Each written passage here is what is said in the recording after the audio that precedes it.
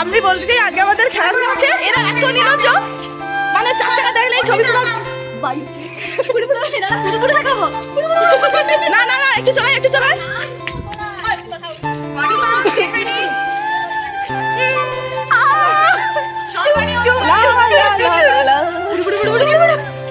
তুমি আছো এত কাছে তাই পৃথিবীতে স্বর্গকে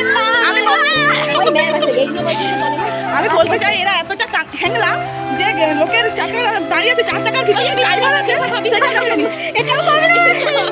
এরা